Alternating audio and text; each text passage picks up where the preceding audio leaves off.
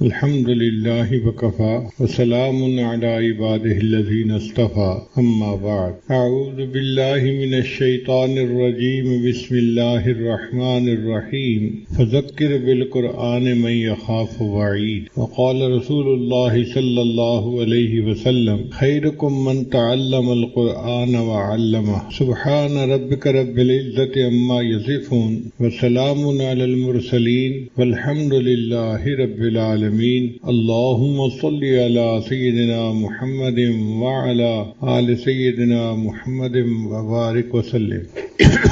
علماء نے کتابوں میں لکھا ہے کہ اللہ تعالیٰ نے جتنی آسمانی کتابیں نازل کی ان سب میں جو کچھ آیا وہ سب کا سب اللہ نے قرآن مجید میں سمیٹ دیا۔ وہ تمام معارف، وہ تمام زندگی گزارنے کے اصول جو اللہ نے اپنی ساری کتابوں میں نازل کیے ان کو قرآن میں جمع فرما دی، اور جو کچھ پورے قرآن میں اللہ نے جمع فرمایا اس کو سورہ بقرہ میں جمع فرمایا، اور جو کچھ سورہ بقرہ میں اللہ تعالیٰ نے اتارا اس کو سورہ فاتحہ میں اتار دیا۔ سورہ فاتحہ کے کئی نام ہیں۔ فاتحۃ الکتاب یعنی باب الکتاب، کتاب کا دروازہ، کتاب کو کھولنے والی۔ انگلش میں جیسے پریفیس ہوتا ہے تو یہ پورے قرآن مجید کا نچوڑ ہے، اس کی سمری ہے سورہ فاتحہ۔ اس سورت کو نماز میں پڑھنے کا حکم ہے۔ یہاں تک نبی علیہ السلام نے فرمایا لا صلاۃ الا بفاتحۃ الکتاب، کہ سورہ فاتحہ کے بغیر نماز ہی نہیں ہوتی۔ چنانچہ علماء کہتے ہیں کہ اگر نماز میں سورہ فاتحہ پڑھ لی اور کچھ بھی نہیں پڑھا تو نماز ہو جائے گی، اور اگر سورہ فاتحہ نہیں پڑھی باقی سب کچھ پڑھ لیا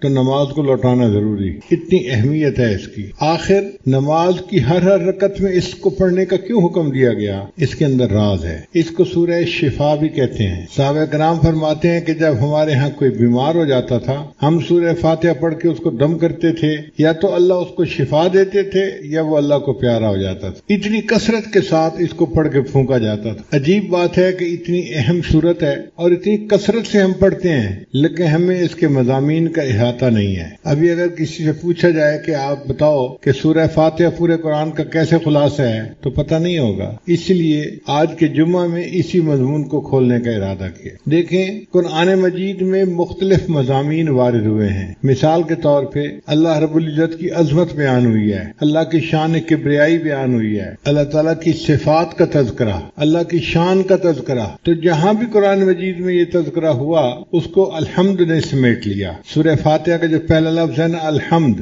الحمدللہ، سب تعریفیں اللہ کے لیے ہیں۔ اب ان دو لفظوں نے ان تمام مضامین کا احاطہ کر لیا جو اللہ کی عظمت، اس کی صفات، اس کی کبریائی سے متعلق ہیں۔ سچی بات یہ ہے کہ حمد کا حقدار اللہ ہی ہے۔ دنیا میں جو بندہ جس کسی کی تعریف کرتا ہے حقیقت میں وہ اللہ کی تعریف کر رہا ہوتا۔ خاوند بیوی کی تعریف کرے اس نے اللہ کی تعریف کی جس نے اس کو بنایا، بیوی خاوند کے اچھے اخلاق کی تعریف کرے اس نے اللہ کی تعریف کی جس نے خاوند کو بنایا۔ ہم آسمان کی تعریف کریں، زمین کی کریں، سمندر کی کریں، درختوں کی کریں، پھولوں کی کریں، پھلوں کی کریں، وہ ان کے پیدا کرنے والے پروردگار ہی کی اصل میں تعریف ہے۔ تو تعریف اللہ تعالیٰ ہی کو سجتی ہے، اس لیے الحمدللہ ان دو لفظوں نے اللہ رب العزت کی عظمت کے مضامین کو سمیٹ لیا۔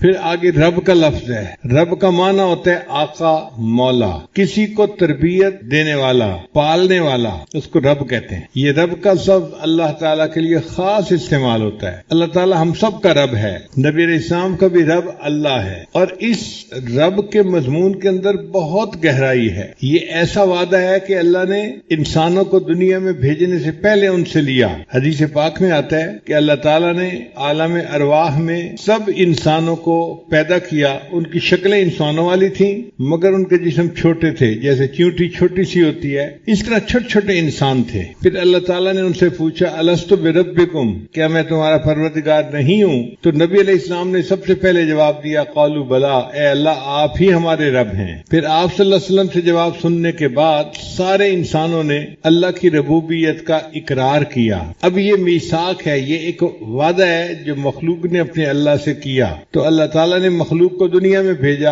اچھا میں دیکھتا ہوں کہ تم دنیا میں جا کے کس کو رب سمجھتے ہو. اب ہمارا سب سے بڑا امتحان جو دنیا میں ہے کہ ہم اپنا پالنے والا کس کو سمجھتے ہیں. بہت سارے لوگ سمجھتے ہیں کہ ہم کھیتی سے پل رہے ہیں, ہم فیکٹری سے پل رہے ہیں, ہم اپنی جاب سے پل رہے ہیں, ہم اپنے کاروبار سے پل رہے ہیں. یہ سب غلط ہے. پالنے والا کون ہے؟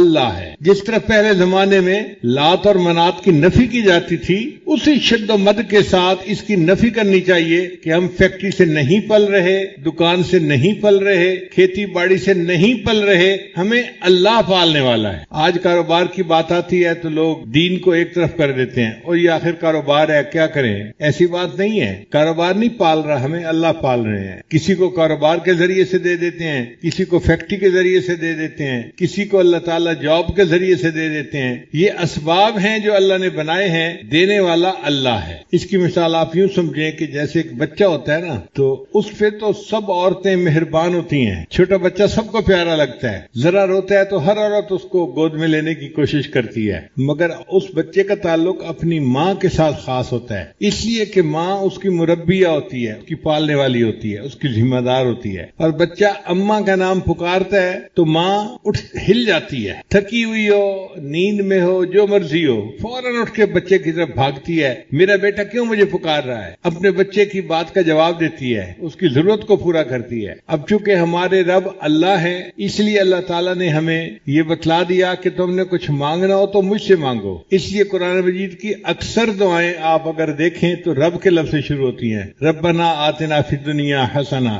ربنا لا تزغ قلوبنا بعد اذ ہدیتنا, ربنا اغفر لنا ذنوبنا واسرافنا فی امرنا. تو رب کے لفظ سے دعائیں مانگنی سکھائی گئی. کیوں کہ جب بندہ یا رب یا رب یا رب کہتا ہے تو اس کی مثال ایسے ہی ہے جیسے کوئی بچہ امی امی امی کہہ رہا ہوتا ہے. اچھا یہ بتائیے کہ بچے کی ماں کا نام ہے فاطمہ اور بچہ کہتا ہے فاطمہ فاطمہ فاطمہ, ماں کے دل میں محبت کا وہ جذبہ نہیں اٹھے گا, لیکن اماں کہنے سے ماں کا دل ہل جائے گا, میرے بیٹے نے مجھے پکارا ہے. اسی طرح ہم جب رب کہتے ہیں تو اللہ تعالیٰ کی رحمت جوش میں آ جاتی ہے. میرے بندے تجھے پالنے کی ذمہ داری میری ہے, تو مجھے پکارتا ہے, میں تیری ضرورتوں کو پورا کر دوں گا. اب پوری زندگی ہم نے یہ یقین بنانا ہے کہ ہمارا رب اللہ ہے. اسباب سے نظر ہٹا کے مسبب الاسباب کی طرف لے جانی ہے, مخلوق سے نظر ہٹا کے اللہ کی طرف لے جانی ہے. اور وہ اللہ صرف ہمارا رب نہیں ہے, رب العالمین, وہ جہانوں کا پروردگار ہے. جتنی مخلوق ہے, جہاں بھی ہے, کہیں بھی ہے, ان سب کا رب اللہ ہے. اسی رب کا یقین بنانے کے لیے اہل اللہ کی صحبت اختیار کی جاتی ہے اور اسی کے لیے جماعت میں نکلا جاتا ہے. دعوت و تبلیغ میں نکل کے کون سا یقین بناتے ہیں؟ اللہ کے رب ہونے کا یقین بنانا ہوتا کہ یہ یقین دل میں بیٹھ جائے اور بندہ اللہ کو اپنا رب سمجھنے لگ جائے. اور اگر زندگی میں یہ یقین بن گیا تو آپ دیکھیے کہ مرنے کے بعد سب سے پہلے یہی سوال پوچھا جائے گا. حدیث پاک میں آتا ہے کہ جب مردے کو دفن کیا جاتا ہے تو قبر میں دو فرشتے اس سے سوال پوچھنے آتے ہیں. وہ کون سا سوال پوچھتے ہیں؟ من ربکم, تمہارا رب کون ہے؟ بھئی بتاؤ تم نے دنیا میں کیا یقین بنایا, کیا سیکھ کے آئے, دنیا میں کیا سبق پڑھ کے آئے؟ من ربکم, تمہارا رب کون ہے؟ اب جس نے یقین نہیں بنایا ہوگا وہ کہے گا ہے ہاتھ اللہ ادری, مجھے نہیں پتا میرا رب کون ہے. اور جس نے دین پر محنت کی ہوگی اور اپنے رب کے ساتھ یقین کو مضبوط کیا ہوگا وہ کہے گا اللہ میرا رب ہے, تو وہ کامیاب ہو جائے گا. پھر قیامت کے دن بھی ہمیں اپنے رب کے سامنے کھڑا ہونا پڑے گا. یوم یقوم الناس لرب العالمین, قیامت کے دن ہم کس کے سامنے کھڑے ہوں گے؟ اپنے رب کے سامنے کھڑے ہوں گے. اور جنت میں جائیں گے تو اللہ ہمیں لے جائے گا. وسیق الذین اتقوا ربهم الی الجنۃ زمرا, دیکھیں جو متقی لوگ ہوں گے ان کو رب جنت میں لے کے جائے گا. ہر جگہ پر رب کا تذکرہ, رب کا تذکرہ. آپ قرآن مجید پڑھیں, آپ کو ہر صفحے پہ, ہر دوسرے صفحے پہ, ہر دوسری چوتھی آیت کے بعد رب کا لفظ ملے گا. اتنا کثرت سے یہ لفظ استعمال ہوا ہے. تو الحمدللہ نے اللہ تعالیٰ کی عظمت اور کبریائی کے مضمون کو سمیٹ لیا اور رب کے لفظ نے اللہ تعالیٰ کی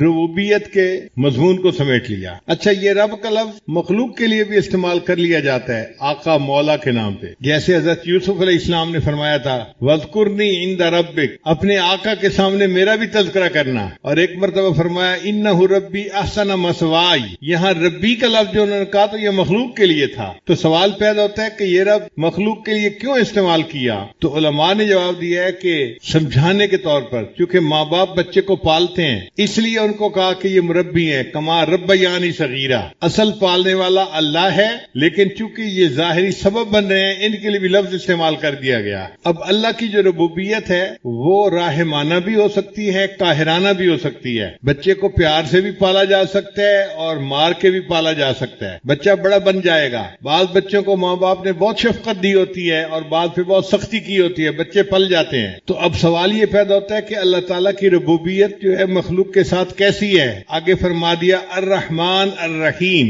وہ رحمت کی ربوبیت ہے، اللہ مہربان ہے اپنی مخلوق کے اوپر۔ الرحمن اور الرحیم اس کے 4 نقطے ہیں۔ رحمان کہتے ہیں وہ ذات کہ جس کی رحمت دنیا میں عام ہو سب کے اوپر، اور رحیم کہتے ہیں کہ جس کی رحمت ایمان والوں کے لیے آخرت میں خاص ہو۔ دوسرا نقطہ، رحمان کہتے ہیں اس کو جو ہر چیز دیتا ہو چھوٹی بڑی، اور رحیم کہتے ہیں کہ جو بڑی بڑی چیزیں بھی بندوں کو دیتا ہو۔ پھر رحمان کہتے ہیں جو اپنے اور پرائے سب کو دیتا ہو، اور رحیم کہتے ہیں کہ جو اپنوں کے لیے خاص مہربان ہو۔ تو رحمان اور رحیم کے اپنے اپنے انداز ہیں۔ وَكَانَ بِالْمُؤْمِنِينَ رَحِيمًا، اور اللہ تعالیٰ ایمان والوں کے لیے خاص رحمان رحیم ہوگا قیامت کے دن۔ اور ایک چوتھا فرق یہ ہے کہ رحمان کا لفظ اللہ کے لیے استعمال ہوتا ہے، مخلوق کے لیے استعمال نہیں ہو سکتا۔ رحیم کا لفظ اللہ کے لیے بھی استعمال ہو سکتا ہے، مخلوق کے لیے بھی استعمال ہو سکتا ہے۔ اس لیے اللہ تعالیٰ نے اپنے حبیب صلی اللہ علیہ وسلم کو رحیم کہا، بالمؤمنین رؤوف الرحیم۔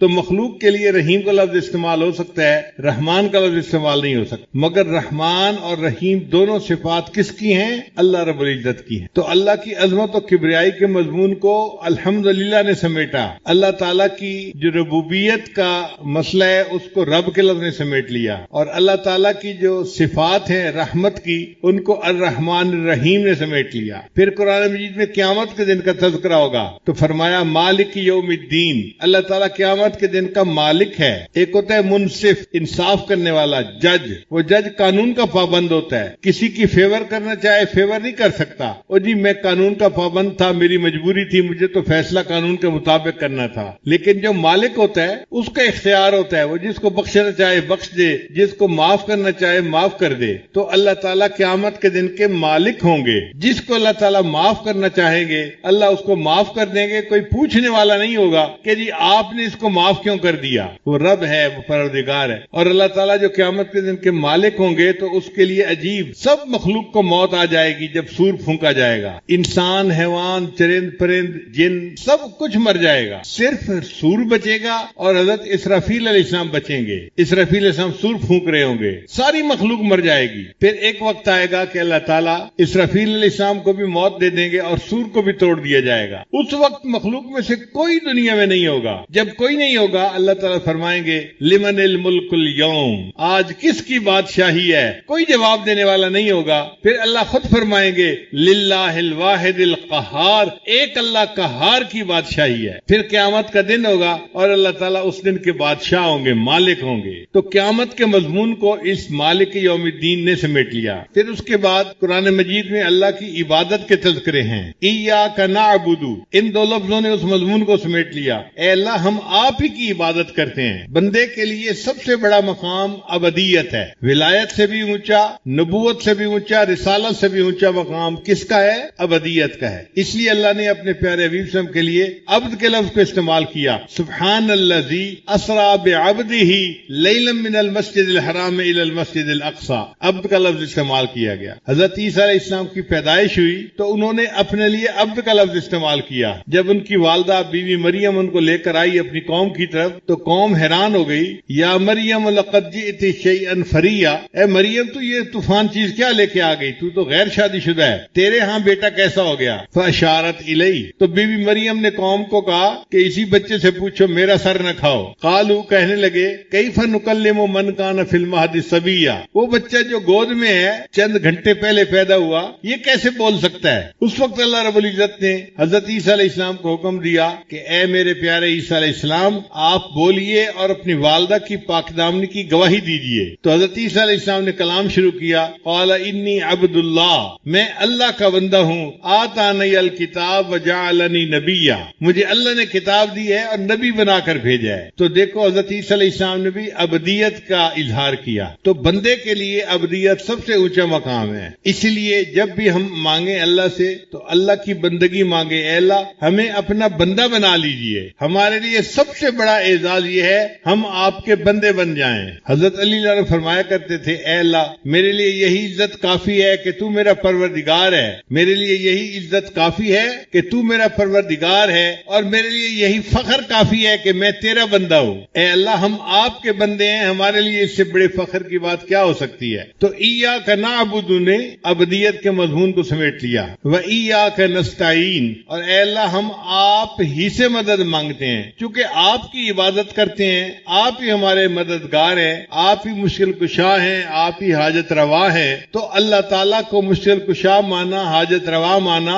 اور اللہ ہی سے مدد مانگی۔ اب مدد جب انسان مانگتا ہے تو بہت ساری چیزیں مانگتا ہے، مگر ان میں سب سے اہم چیز پہلے مانگتا ہے۔ ہمارے لیے دنیا میں سب سے اہم چیز کیا تھی؟ اہدنا الصراط المستقیم، اے اللہ ہمیں سیدھے رستے کی رہنمائی فرما دیجیے۔ سیدھے رستے کی رہنمائی مل جانا، ہدایت کا مل جانا، یہ بندے کی سب سے بڑی ضرورت ہے۔ اب اہدنا الصراط المستقیم نے ان پورے مضامین کو سمیٹ لیا جن میں اللہ تعالیٰ نے بندے کو ہدایت کے بارے میں فرمایا ہے۔ پھر فرمایا کہ اب یہ جو ہم نے ہدایت کا راستہ مانگا ہے، اس راستے کی خوبیاں کیا ہیں؟ آسان طریقہ تھا، آگے کہہ دیا جاتا صراط القرآن والحدیث، کہ قرآن اور حدیث کے راستے پہ چلا دے۔ اللہ نے فرمایا نہیں، صراط الذین انعمت علیہم، ان لوگوں کا راستہ جن پر تیرا انعام ہوا، اللہ جو تیرے بندے انعام یافتہ تھے، ہمیں ان کے راستے پہ چلا دیجئے۔ اب اللہ کے انعام یافتہ بندے کون تھے؟ قرآن مجید نے اس کی تفصیل بیان کر دی۔ انعم اللہ علیہم من النبیین والصدیقین والشہداء والصالحین وحسن اولئک رفیقا۔ چار طرح کے لوگ ہوتے ہیں جو انعام یافتہ ہیں، انبیاء، صدیقین، شہداء اور صالحین، نیک بندے۔ تو چار کی بات مانو، ان چار کی بات مانو گے تو تم سیدھے رستے پر رہو گے، اور فرمایا کہ چار کی بات مانو گے تو سیدھے رستے پر رہو گے، اور اگر چار کی بات مانو گے دوسرے چار کی تو تم گمراہ ہو جاؤ گے۔ وہ کون سے چار ہیں جن کی بات نہیں مانی؟ فرمایا غیر المغضوب علیہم ولا الضالین۔ اس میں بھی چار قوموں کا تذکرہ کیا، یہود، نصارہ، ملحدین اور مشرکین۔ یہ چار قومیں ہیں، تم نے ان کی بات نہیں ماننی، تو چار کی ماننی ہے سیدھا رستہ رہے گا، اور چار کی نہیں ماننی ورنہ ہم بھٹک جائیں گے۔ جن کی نہیں ماننی وہ کون چار ہیں؟ یہود، نصارہ، ملحدین، مشرکین، ان چار کی نہیں ماننی۔ اگر ان کی چار کی نہیں مانیں گے تو ہم سیدھے رستے پر رہیں گے۔ اس پر آمین کہلوایا اور نماز کی ہر رکعت میں سورہ فاتحہ کو پڑھنے کا حکم عطا فرمایا۔ اس لیے سورہ فاتحہ کے مضامین کو اگر آپ جمع کریں تو پورے قرآن مجید کے مضامین کا یہ نچوڑ بن جاتا ہے، سمری بن جاتی ہے۔ اس لیے نماز میں جب سورہ فاتحہ کو پڑھا کریں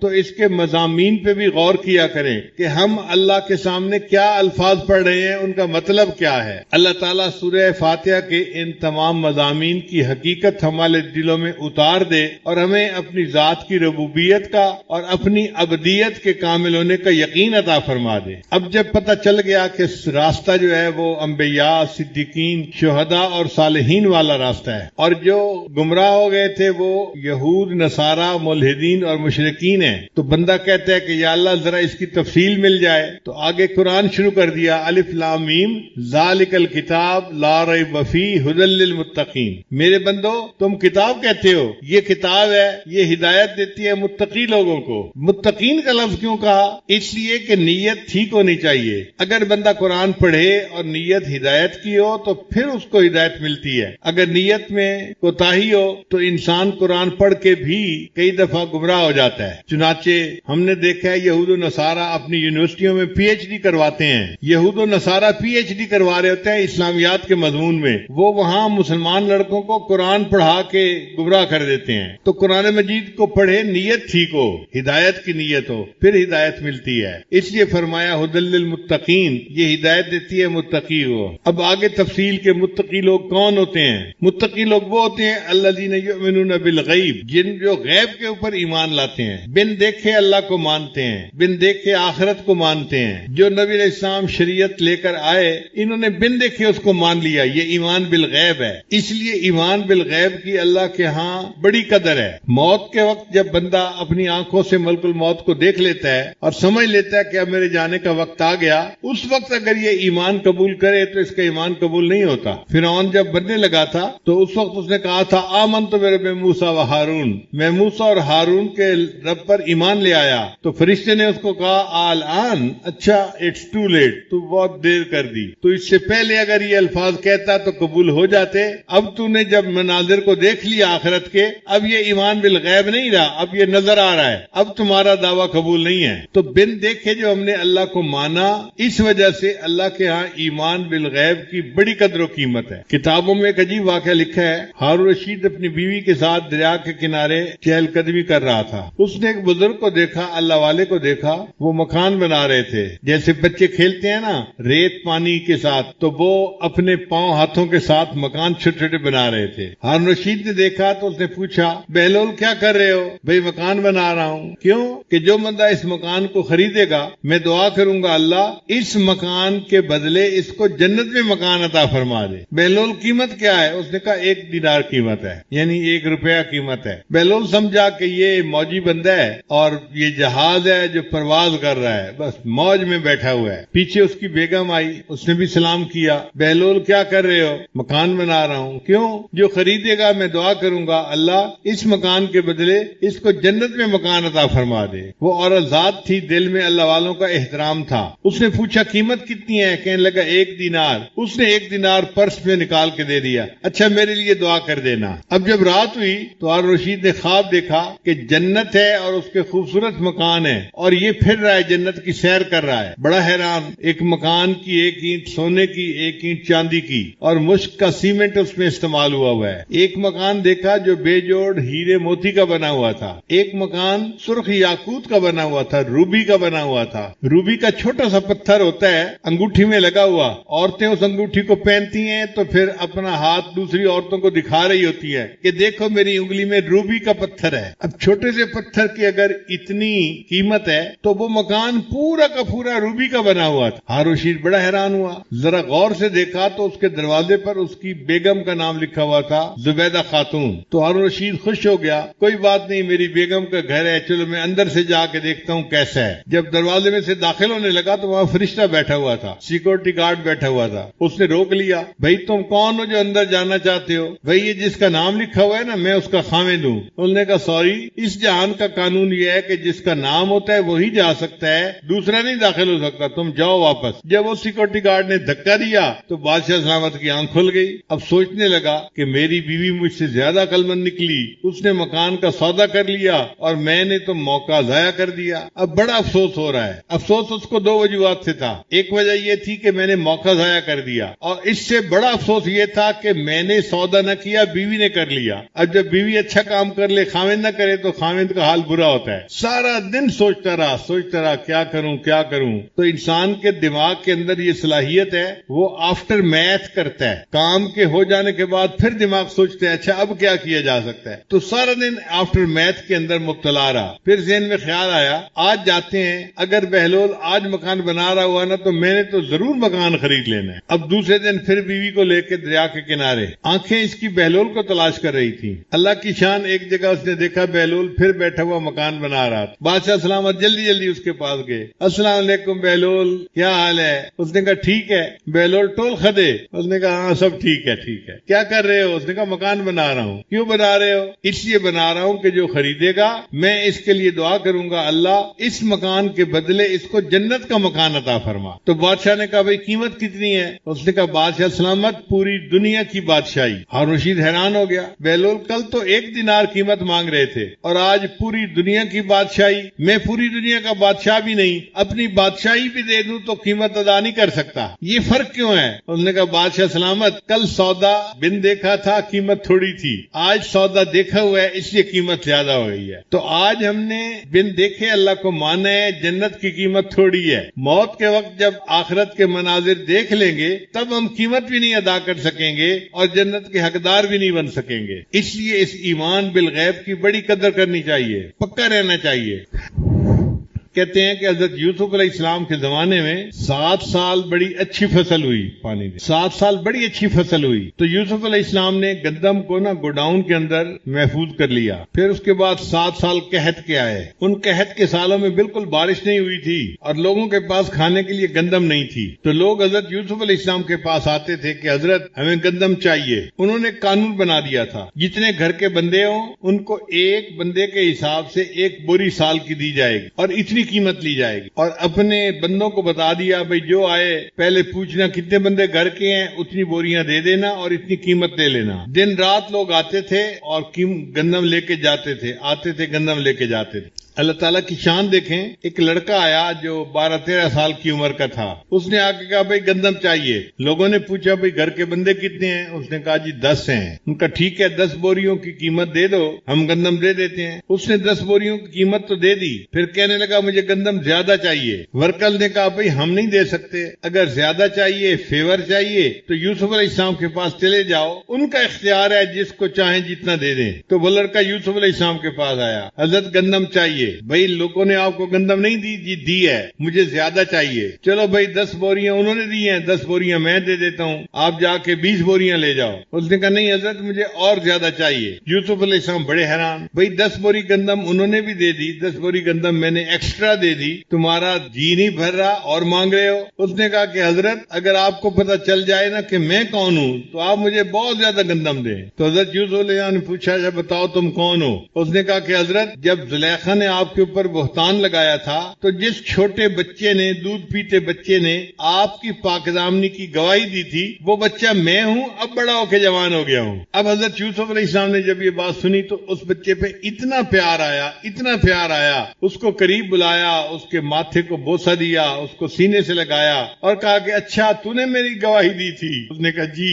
لوگوں کو کہا اچھا بھائی اس کو 100 بوری زیادہ دے دو۔ کہاں اس کو 20 بوری مل رہی تھی اور کہاں اس کو 120 مل گئی۔ اب 120 بوری لے جانے کے لیے تو اس کے پاس سواری بھی نہیں تھی، تو لوگوں کو حکم دیا یہ 120 بوری اس کو گھر پہنچا کے آؤ۔ پنجابی میں کہتے ہیں لد بھی دے لدیندڑ بھی دے۔ تو حضرت یوسف علیہ السلام نے گندم بھی دے دی اور گندم لے جانے والے جانور بھی انتظام کر دیا۔ اب وہ بندہ ماشاءاللہ جس کو 10 بوری لے جانی تھی وہ 120 بوری لے کے جا رہا ہے، بڑا شان سے چلتا ہوا جا رہا ہے، خوش تھا، پاؤں زمین پہ نہیں ٹک رہے تھے۔ جب وہ چلا گیا تو اللہ تعالیٰ نے یوسف علیہ السلام کو وحی نازل فرمائی، اے میرے پیارے پیغمبر اسلام، آپ نے اس بچے کو بڑا پروٹوکول دیا اور بڑی شان سے اس کو بھیجا۔ تو یوسف علیہ السلام نے کہا یا اللہ یہ وہ نوجوان ہے جس نے میری پاک دامنی کی گواہی دی تھی، آج جب یہ میرے پاس آیا ہے تو میرا دل چاہا کہ میں جتنا دے سکتا ہوں میں اس کو اتنا دے دوں۔ اللہ تعالیٰ نے فرمایا یوسف علیہ السلام پھر آپ اس بات پہ گواہ رہنا،